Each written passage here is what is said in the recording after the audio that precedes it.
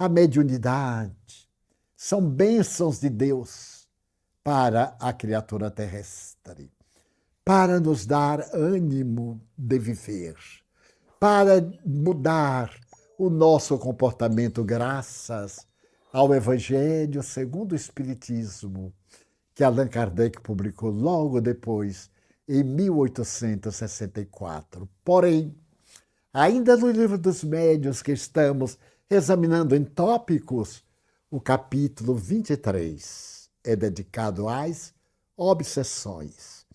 Allan Kardec diz mais ou menos assim: a maioria dos casos que nós encontramos nos asilos, era a palavra de então, para clínicas psiquiátricas, a maioria deles não se trata de problema cerebral, porém de obsessão. É muita coragem dizer isto em pleno século XIX.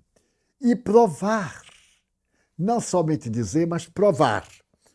Através da terapêutica do Espiritismo, podemos recuperar esses indivíduos e trazer-lhes a saúde, porque, no fundo, todos eles somos médiuns.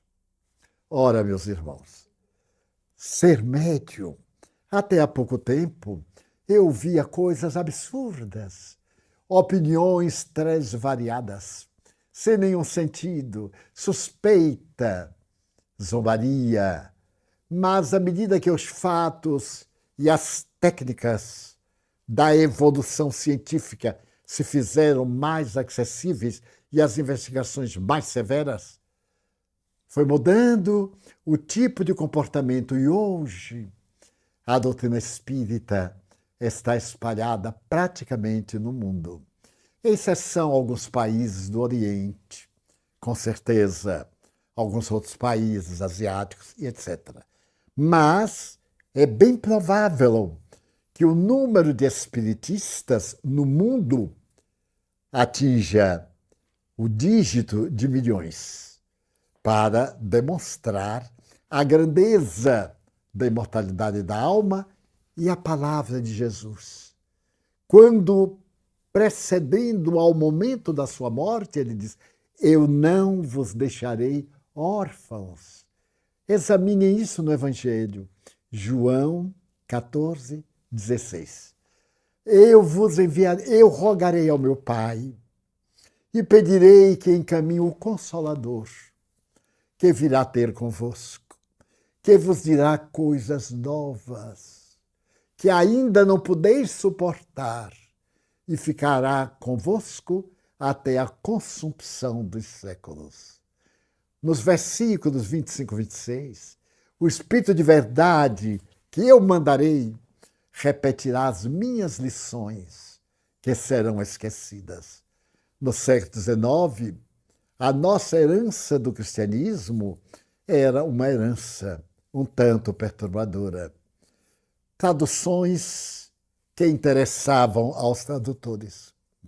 A política infeliz das épocas havia introduzido textos que dizem respeito às artes da governança do mundo e nada tem a ver com o espiritismo.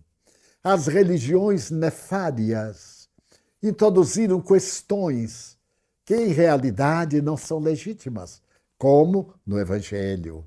As traduções, hoje consideradas adulteradas, conforme a Bíblia de Jerusalém, conforme o Novo e o Velho Testamento do padre João Ferreira de Almeida, que é aquela que eu leio. E Kardec lia em francês a de Sacy, por serem as mais autênticas, porque houve introduções de interesses dos ditos pais da Igreja da África do Norte, dos pais da Igreja que criaram os dogmas. E, enfim, a parte humana da chamada teologia. Os teólogos, os homens que criaram a doutrina, porque a doutrina de Jesus está sintetizada no verbo amar. Basta isso. Eu sempre conto porque me fascina a história de um jovem que, antes de Jesus, 100 anos, foi procurar o maior sábio judeu. de nome Shammai. E chegando ao sábio judeu, disse Shammai: eu me tornarei um bom judeu se você me ensinar toda a Bíblia durante o tempo que eu possa ficar de pé no sopé. Shammai, o sábio, digo, é impossível, porque a palavra Bíblia significa livro, mais livro, mais livro, mais livro. São 27 livros. 27 livros cristãos, fora do Velho Testamento. Muito bem. Então é impossível sintetizar isto em um tempo limitado que você vai cansar. Então o rapaz disse, não me interessa. Eu não quero nada complicado. Saiu. Havia um outro sábio de nome Hilel. Ele chegou até Hilel e fez a mesma proposta. Hilel respondeu, pois não, tome a posição. Ele levantou uma perna e ficou com a outra. Hilel disse assim, ama. E calou. Mas como? Ama. E mais nada? Ele disse, mais nada. Mas como? A Bíblia não tem aquelas páginas todas? O que é aquilo? Ele disse, aquilo é a explicação do amor. Quem ama não precisa de nada daquilo. Agora, quem não ama precisa de muita coisa. Até poder amar. Notem, 100 anos antes de Jesus. Vem Jesus e diz que toda a sua doutrina está sintetizada no amor. O diálogo dele com o fariseu, o sacerdote, a mim também me fascina. O sacerdote vem de Senhor, eu sei que tu és de Deus, porque ninguém é capaz de fazer o que tu fazes se Deus não estiver com ele. Olhe bem, fariseu, inimigo de Jesus. Eu gostaria que tu me dissesses o que é necessário fazer para entrar no reino dos céus. E ele disse, muito bem, conheceis a Bíblia? Sim. E os 10 mandamentos? Oh, sim. Amar a Deus, e foi recitando um por um. E quando terminou, Jesus perguntou, que fazes? Eu respeito a todos esses mandamentos. Jesus então disse, falta uma coisa. Uma. Qual é? Amar o teu próximo. Mas como? Quem é meu próximo? Porque nós temos saída para tudo, né? Ele diz, bem, o teu próximo. Descia um homem de Jerusalém a Jericó. 2 cidades, ao norte e leste de Israel. Jericó às margens do mar. E ali um homem foi assaltado, um samaritano, de uma região que os judeus odiavam. Foi assaltado e ficou ali. Então, de um judeu que foi assaltado. Então, passou um sacerdote. Quando viu o homem, ele virou o rosto para dar a impressão que não viu. Aí via um levita, um homem que interpreta as leis. Quando viu também, passou de largo. Mas vinha um samaritano, odiado, miserável, detestado. Quando ele viu o homem, se tomou de compaixão, correu e nas feridas ele colocou o óleo, deu-lhe o vinho bom para recuperar as energias. Colocou o homem na sua animalia, levou a uma hospedaria e disse ao hospedeiro, cuida dele, vou te pagar antecipadamente. Eu estou em viagem e se ele gastar mais do que eu estou te dando, eu pagarei. Na volta eu virei por aqui para saber. E deixou o homem amparado, salvo dos ladrões. Agora eu te pergunto, quem foi o próximo do homem que estava na estrada, que foi assaltado? O fariseu disse, ué, aquele que para com ele usou de misericórdia. Vai tu e faze o mesmo. Na psicologia, não há uma resposta que possa ultrapassar vai tu e faz o mesmo. O psicoterapeuta não ajuda ninguém, orienta. Faze isto.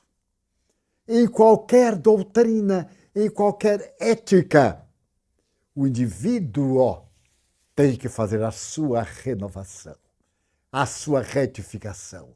A parábola do bom samaritano, daquele homem odiado, não importava que ele fosse da Samaria, que ele não amasse a Deus conforme a Escritura, não importava.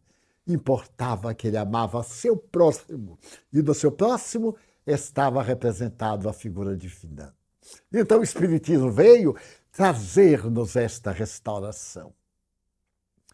Hoje, no Brasil, no mundo, eu visitei inúmeros países. Alguns, diga-se de passagem e de público, por conta própria, com os meus próprios valores, porque não havia espírita, não havia ninguém, viajando a sós. Mais tarde, com o Dr. Miguel de Jesus Sardano, de Santo André, e de Nilson de Souza Pereira, nós visitamos 70 países, inclusive muçulmanos, 3 países muçulmanos. Então eu posso dizer que tenho uma visão mais ou menos lúcida do poder do Espiritismo. Eu vi criminosos, homicidas, que mudaram de vida. Um homicida que veio pedir conselho. E eu lhe disse, você deseja mudar? Ele disse, Edivaldo, eu não sei. Eu lhe contei as razões que me levaram ao crime. Só Deus e eu sabemos, e o morto. Mas o morto não pode testemunhar. Eu disse, você deseja ser realmente espírita? Deseja, sim, senhor. Depois que eu li o Espiritismo, eu mudei. Eu sou outro homem. Mas ainda é um homem velho, como disse Jesus. E eu não vou lhe pedir isso nem aquilo. Eu lhe vou sugerir o que o Espiritismo nos ensina. Vá às autoridades. Denuncie-se a si mesmo. E deixe nas mãos de Deus. Um homicida. Pasmemo-nos. Ele foi. Se apresentou às autoridades. Conseguiu um advogado voluntário. E teve uma pena de prisão de 9 anos, que cumpriu somente 3 por boa conduta e outras questões que não vale a pena examinar. Então o Espiritismo tem essa força de nos transformar, a certeza de que vamos viver. Então estamos vivendo uma hora mística de testemunhos. Qual é a função de espírita? Denunciar crimes na internet? Atacar o seu próximo na internet? Adulterar a doutrina, apresentando desvios e propondo ampliação, como se ela fosse incompleta? O Espiritismo é uma doutrina completa. Kardec disse que ela era progressiva. Claro, progredimos com o tempo. Claro, há muitas coisas de 1857 a 1869. Quanta coisa mudou no ano que acabamos de viver. Nós estamos vivendo a astronáutica. Mas daqui a pouco, no ano, nós vamos ver a psiconáutica. Exatamente. Porque ninguém pode deter os espíritos. Leon Denis escreveu no prefácio do livro Invisível a respeito da grandeza do Espiritismo.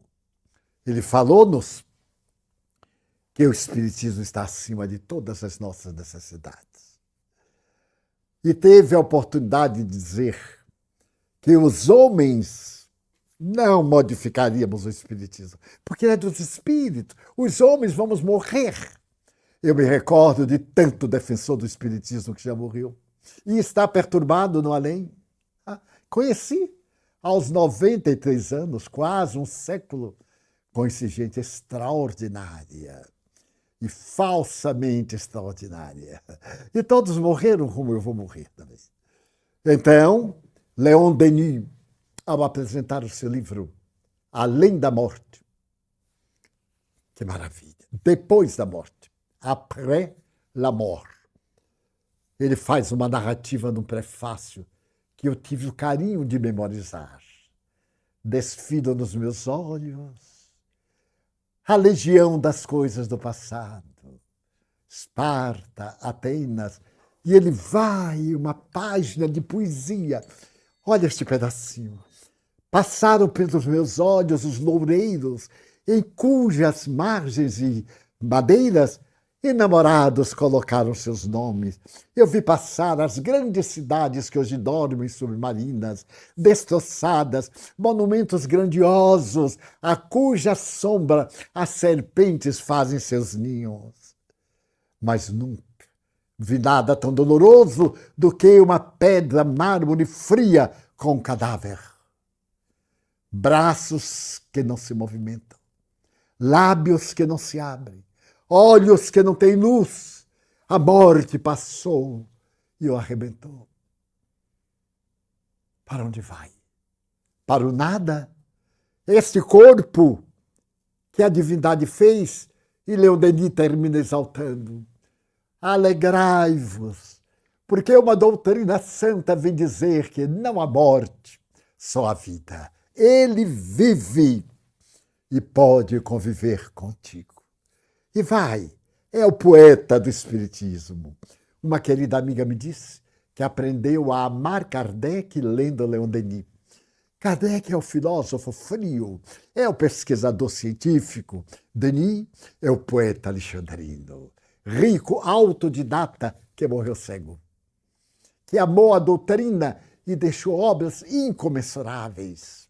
O grande enigma, o problema do ser, do destino e da dor, e outros. Espiritismo e maçonaria. Teve a coragem. Pois bem, esse notável Leon Denis disse coisas fantásticas. E me recordo também das frases monumentais. O Espiritismo sobreviverá com os homens, sem os homens e apesar dos homens. E tem sobrevivido. Às vezes eu encontro donos da verdade, hipócritas. Não se olham, porque o tempo não dá, olhando os outros, acusando-os do que não sabem. Porque eles adivinham, não convivem. Como podem saber de algo de outrem com quem não convive? Fazendo análise das leituras. Mas como análise das leituras? Porque não procura o indivíduo diretamente. Meu irmão, você cometeu tal erro. Porque não tem coragem. Falta aquela dignidade de João Batista. Eu vos confesso, confessai vossos erros. E cada qual se levantava e confessava o erro. E João dizia, agora tu és um homem novo. Dava um nome. O Espiritismo faz cidadãos do bem. Não é o nosso dever vigiar o próximo. O Espiritismo não tem chefe, nem proprietário. E como estou dizendo isso de público, eu aceito qualquer um que me prove o contrário na obra de Allan Kardec. Nas obras que vieram depois, não, porque elas têm a marca de cada qual. Eu me refiro à codificação, incluindo a Revue Spirituelle, incluindo-a. Então, este é o momento em que nós, os espíritas, em nome de Jesus Cristo e de Allan Kardec, que deu a sua vida, para que a doutrina ficasse impecável, construir esse mundo da psiconáutica, esse mundo da fraternidade, esse mundo da tolerância, compreender que o outro que eu estou acusando é tão frágil como eu. E ele precisa tanto de ajuda como eu. Ele recebe tanta pedrada que espera alguém com bálsamo, como o homem judeu caído na estrada de Jerusalém. Nós vimos para o mundo para amar. Alguém diz que o Espiritismo ficou religioso. Mas qual é o crime? Então, amar a Deus, servir ao próximo é um crime. Deixar-se abrasar por Jesus é outro crime, porque é uma ciência. Albert Einstein, que segundo a ciência é a maior autoridade em ciência do mundo, diz que o homem é um animal religioso. Se você gosta de ler, você leu isso também em Carl Gustav Jung. O ser humano é um animal religioso, não é um beato. É um homem, uma mulher, decisivos, corajosos. Raul Teixeira disse numa das suas exposições: ser espírita não é fácil. É necessário ter coragem para ser espírita. Então estamos diante daquela doutrina que nos deu os mártires da fé. Tá? Daqueles cristãos que cimentaram a história da civilização com 1 milhão de vidas. O Espiritismo veio resgatar. Quem não se comove com a palavra dúlcida? Eu sou caridade. No meu giro habitual. E então Cáritas fala do que viu. O sofrimento é o prêmio que Deus reserva para as almas escolhidas. Então, o Evangelho de Jesus é o mais notável princípio de ética que ultrapassa Sócrates e Platão e se esculpe em nossas vidas como um roteiro de luz. Tudo isso é o meu coração. Gente generosa e boa que me ouve, que me vê. Quem é de nós que não deseja a paz, a felicidade? E que se nós erramos, quem não deseja o perdão? Será que alguém tem a missão de apontar feridas ou de ajudá-las a cicatrizar-se? Qual é o papel do acusador? Ainda mais sem nenhuma documentação, mas sem nenhuma compaixão. Somos os escritores do nosso destino. E aprendi com os espíritos que não devo ter tempo para justificar-me, para defender-me, para acusar, nem de longe. E sim para amar, para ajudar, para estender as mãos e dizer carinhosamente: vem, irmão, Jesus nos espera. E, por fim, agradecer a sua paciência e a sua bondade, porque Ele nos espera. Muito obrigado.